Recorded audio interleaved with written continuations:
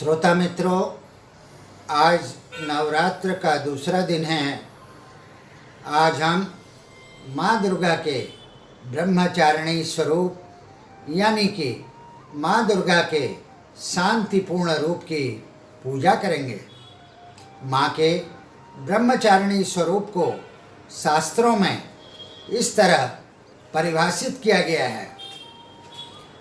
दधाना कर पद्म अभ्यास मक्षमाला कमंडलु देवी प्रसीदतु मयि ब्रह्मचारिण्य नुत्तमा।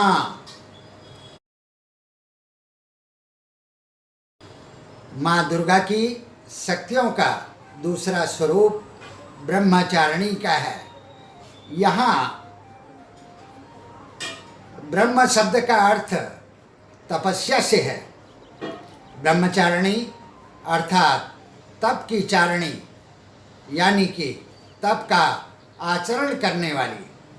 कहा भी है, वेदस्त तत्वं तपो ब्रह्मं। वेद, तत्व और तप ब्रह्म शब्द के ही अर्थ हैं। तपस्वी इन दिनों सफ़ेद वस्त्रों में रहते हैं और सफ़ेद शुद्धता, शांति और साधना का प्रतीक है।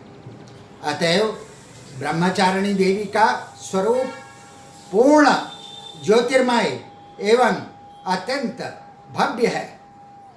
इनके दाहिने हाथ में रुद्राक्ष के दानों से बनी जबकि माला एवं बाएं हाथ में कमंडलू रहता है। वह पूर्ण उत्साह से भरी रहती हैं। अपने पूर्व जन्म में जब ये हिमालय पर्वत के घर पुत्री रूप में उत्पन्न हुई थी, तब एक दिन नारद मुनि उनके पास आए थे और भविष्यवाणी की थी कि तुम्हारी शादी एक नग्न भयानक भोलेनाथ से होगी। और उन्होंने उसे सती की कहानी भी सुनाई। इस जानकारी से इन्होंने भगवान शंकर जी को पति रूप में प्राप्त करने के लिए अत्यंत कठिन तपस्या की थी। इसी दुष्कर तपस्या के कारण इन्हें तपस्चारिणी अर्थात ब्रह्मचारिणी नाम से संबोधित किया गया। 1000 वर्ष इन्होंने केवल फल फूल खाकर व्यतीत किए थे। 100 वर्षों तक केवल साग पर निर्वाह किया था। कुछ दिनों तक कठिन उपवास रखते हुए खुले आकाश के नीचे वर्षा और धूप के भयानक कष्ट सहे थे। इस कठिन तपश्चर्या के पश्चात 3000 वर्षों तक केवल जमीन पर टूटकर गिरे हुए बेल पत्रों को खाकर वह अहर्निशं भगवान शंकर की आराधना करती नहीं। इसके बाद उन्होंने सूखे बेल पत्रों को भी खाना छोड़ दिया। कई हजार वर्षों तक वह निर्जल और निराहार तपस्या करती रही। पत्तों को भी खाना छोड़ देने के कारण उनका एक नाम अपर्णा भी पड़ गया। कई हजार वर्षों की इस कठिन तपस्या के कारण ब्रह्मचारिणी देवी का शरीर एकदम क्षीण हो उठा। वह अत्यंत ही दुर्बल हो गई। उनकी यह दशा देखकर उनकी माता मेनका अत्यंत दुखित हो उठी। उन्होंने उन्हें उस कठिन तपस्या से विरत करने के लिए आवाज़ दी, ओ माँ, अरे नहीं, ओ नहीं।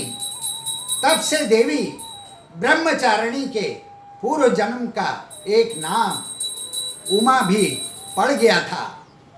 उनकी इस तपस्या से तीनों लोकों में हाहाकार मच गया। देवता, ऋषि, सिद्धगण, मुनि, ऋषि सभी ब्रह्मचारिणी देवी की इस तपस्या को अभूतपूर्व पुण्य कृत्य बताते हुए उनकी सराहना करने लगे। अंत में पितामह ब्रह्मा जी ने आकाशवाणी के द्वारा उन्हें संबोधित करते हुए प्रसन्न स्वरों में कहा, हे देवी, आज तक किसी ने ऐसी कठोर तपस्या नहीं की थी। ऐसी तपस्या तुमसे ही संभव थी। तुम्हारे इस अलौकिक कृत्य की चतुर्दिक सराहना हो रही है। तुम्हारी मनोकामना सर्वतोभावेन परिपूर्ण होगी। भगवान चंद्रमौली शिवजी तुम्हें पति रूप में प्राप्त होंगे। अब तुम तपस्या से विरत होकर घर लौट जाओ। शीघ्र ही तुम्हारे पिता तुम्हें बुलाने आ रहे हैं। माँ दुर्गा जी का यह दूसरा स्वरूप भक्तों और सिद्धों को अनंत फल देने वाला है। इनकी उपासना से मनुष्य में तप, त्याग, वैराग्य, सदाचार, संयम वृद्धि होती है। जीवन के कठिन संघर्षों में भी उसका मन कर्तव्य पथ से विचलित नहीं होता।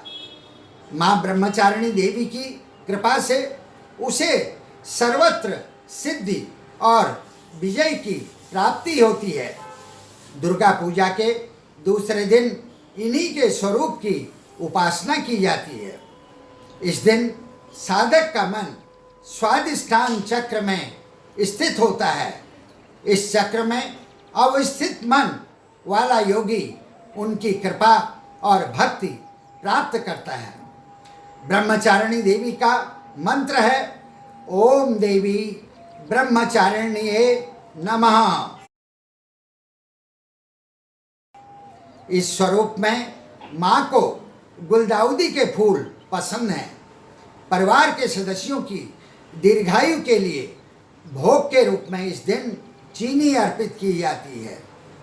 ब्रह्मचारिणी माता का ग्रह मंगल माना गया है। मित्रों, ब्रह्मचारिणी माता के इस स्वरूप की पूजा यही समाप्त होती है। श्रोता मित्रों, अनुरोध है कि आप मेरे YouTube चैनल ज्ञान गंगा चैनल 1 को सब्सक्राइब का बटन दबाकर लाइक एवं सब्सक्राइब करें। माँ दुर्गा के तीसरे स्वरूप यानी चंद्र घंटा स्वरूप पर अगली वीडियो के साथ कल आपसे पुनः रूबरू होंगे। आपकी सपरिवार कुशलता की कामना। जय माता दी।